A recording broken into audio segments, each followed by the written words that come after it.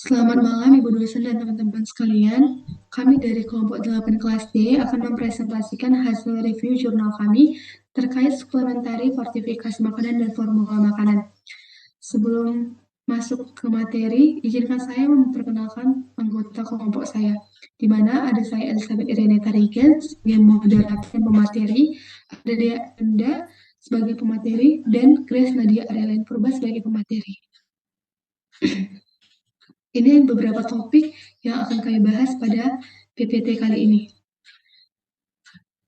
Yang pertama mengenai suplementasi akan dibahas oleh Grace. Kepada Grace, saya persilahkan. Baik, materi yang pertama itu ada suplementasi. Pertanyaan yang pertama, bagaimana masyarakat dapat berpartisipasi dalam perencanaan, desain, dan pelaksanaan intervensi?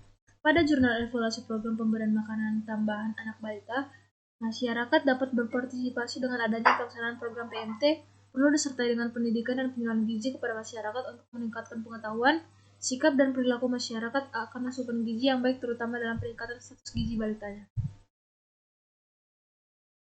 Kedua, bagaimana seharusnya peserta dipilih?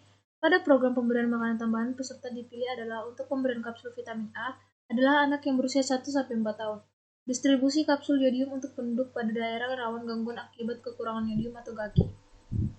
Pemberian tablet FE untuk ibu hamil dan upaya pemantauan tingkat konsumsi gizi penduduk secara berkala, pemberian makanan tambahan PMT, serta pemantauan status gizi PSG anak balita.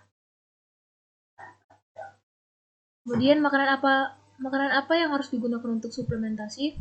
Makanan tambahan yang diberikan pada program ini berupa paketan. Pada program PMT, anak balita berisi kacang hijau, biskuit, gula, susu, telur, serta multivitamin. Bahan paket yang diberikan telah sesuai dengan pedoman petunjuk teknis program. Bahan paket makanan yang bisa dibawa pulang beras, telur, gula, dan kacang-kacangan.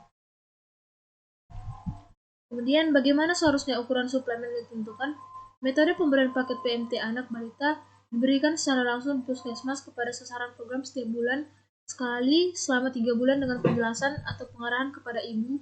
Sasaran harus memberikan kepada balita yang telah menjadi target sasaran penerimaan PMT. Kapan waktu yang tepat untuk melaksanakan program atau jadwal pelaksanaan?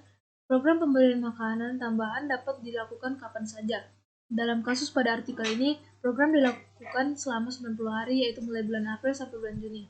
Kemudian, di mana lokasi makan atau titik distribusi harus ditempatkan? Pada artikel ini, pemberian PMT dilakukan di wilayah Puskesmas Bukit Magelang. Lokasi ini cukup baik dipilih karena masih banyak ditemukan kasus gizi kurang di puskesmas tersebut. Kemudian, fasilitas apa yang dibutuhkan? Fasilitas yang dibutuhkan dapat berupa tempat yang memadai untuk memberikan konsultasi atau edukasi kepada ibu balita. Pertanyaan selanjutnya, bagaimana seharusnya logistik program diatur dan dikendalikan? Untuk mengukur keberhasilan program PMT anak balita, diperlukan adanya evaluasi terhadap program dan untuk mengetahui kinerja pengelolaan program PMT anak balita menggunakan standar pedoman petunjuk teknis program yang telah ditetapkan oleh Depkes. Kemudian, bagaimana biaya program dihitung? Sumber dana didapatkan dari pemerintah daerah atau dana anggaran, pendapatan dan belanja daerah atau APBD. Dana yang tersedia telah cukup untuk melaksanakan program PMT balita. Dana tersebut digunakan untuk pengadaan bahan paket PMT anak balita. Selanjutnya, bagaimana efektivitasnya diukur? Efektivitas pada program ini diukur peningkatan status gizi balita dan perkembangan berat badan balita. Selanjutnya, saya serahkan kepada moderator. Baiklah, materi selanjutnya mengenai fortifikasi makanan yang akan dijelaskan oleh Dea. Kepada Dea, saya persilahkan. Baik, saya akan menjelaskan fortifikasi makanan. Pertama, bagaimana seharusnya kebutuhan gizi diidentifikasi. Kelebihan berat badan seperti overweight dan obesitas merupakan tantangan kesehatan masyarakat pada negara berkembang dan negara-negara berpenghasilan rendah dan menengah. Data update tahun 2018 sampai sekarang mencatat bahwa negara Indonesia mengalami TBM yang parah dan diketahui pertumbuhan kelebihan berat badan dan obesitas yang drastis meningkat di dalam lingkup rumah tangga berpenghasilan rendah. Hal ini berkaitan langsung dengan pola makan yang tidak sehat, salah satunya adalah kurangnya asupan serat sesuai dengan kecukupan tubuh. Banyaknya makanan instan yang tidak sehat membuat banyak masalah dalam hal asupan serat di masyarakat. Maka dari itu dilakukan fortifikasi tepung Ochema Kateni pada olahan gipsum sebagai pangan yang kaya akan serat. Selanjutnya, berapa banyak fortifikan yang harus digunakan? Fortifikasi ini menggunakan tepung rumput laut Ochema Kateni sebanyak 45%, tepung beras dan air.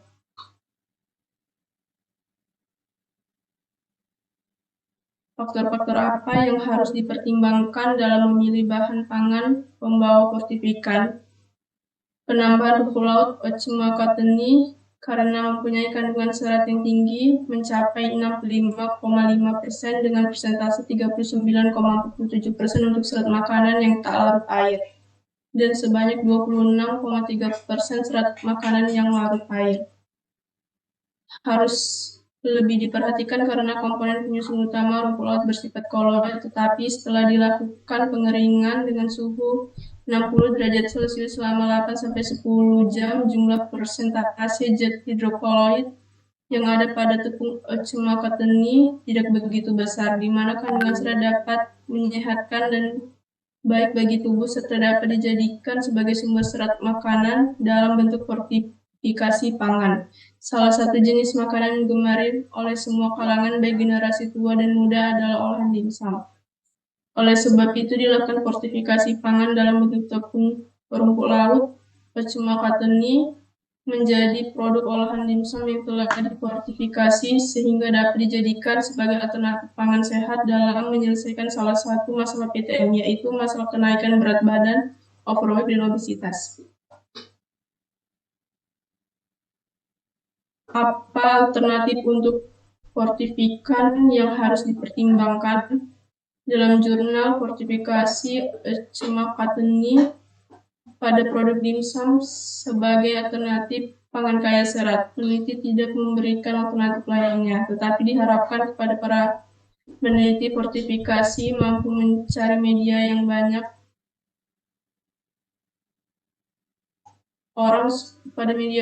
orang suka seperti produk dimsum sebelumnya, sehingga pemberian pangan kaya serat dapat berjalan dengan optimal. Bagaimana biaya dan efektivitas diukur? Biaya dan efektivitas dapat diukur mulai dari bahan atau media makanan yang dipakai mudah terjangkau, penggunaan alat yang sederhana, kualitas produk, harga jual, dan pendapatan serta efektivitas pasaran. Baik, saya kembalikan ke moderator. Baiklah, materi selanjutnya mengenai formulasi makanan. Bagaimana seharusnya kandungan gizi dari makanan yang diformulasikan ditentukan? Dari jurnal ini, kelompok anak-anak di Indonesia seharusnya memenuhi kebutuhan gizi mereka tidak hanya melalui pemenuhan kebutuhan primer, itu makanan 4 sehat 5 sempurna saja, namun makanan mereka didukung juga dengan mengonsumsi susu formula. Meski demikian, tidak semua anak-anak cocok dengan susu formula berbahan sapi murni. Ada kelompok anak yang mengalami alergi pada protein susu sapi. Kondisi seperti ini menyebabkan harus ada alternatif produk untuk melengkapi kebutuhan asupan gizi pada anak. Pertanyaan yang kedua, bahan baku apa yang akan direkomendasikan? Salah satu produk alternatifnya merupakan susu formula Isomil Plus Advanced Soya yang berbahan dasar susu sapi murni. Susu formula Isomil Plus Advanced Soya yang mengandung isolat protein, kedelai, dan bebas dari susu sapi yang tidak ada laktosa khusus untuk kelompok anak di bawah umur 10 tahun. Susu yang diproduksi oleh PT Abbott Indonesia ini dapat membantu anak-anak yang mempunyai alergi protein susu sapi untuk tetap dapat mengonsumsi susu seperti anak-anak pada umumnya untuk pemenuhan kebutuhannya. Pemberian susu formula pada saat anak-anak dalam masa pertumbuhan sangat dianjurkan untuk dilakukan.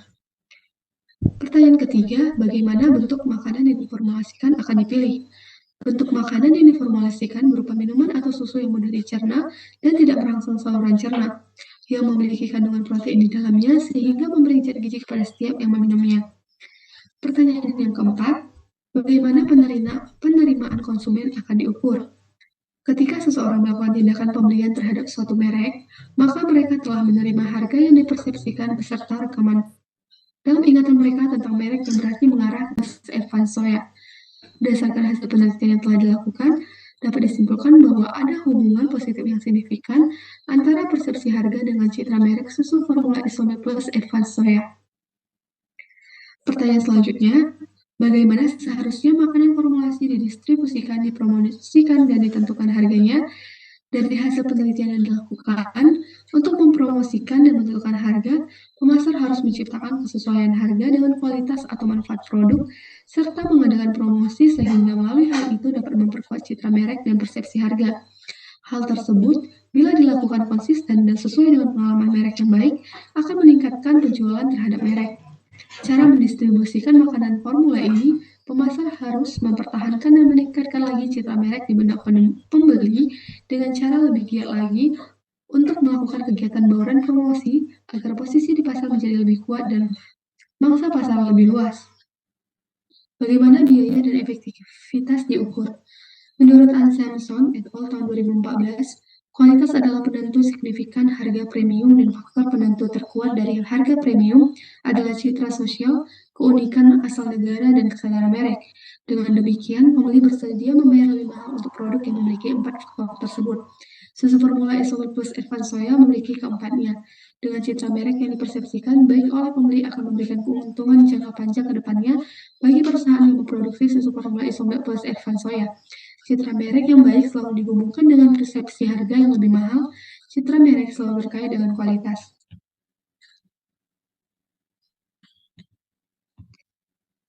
Baiklah, ini adalah daftar pustaka atau referensi yang kami gunakan pada pemaparan materi kali ini. Sekian hasil presentasi dari kelompok kami. Apabila ada salah kata, kami mohon maaf. Sekian dan terima kasih.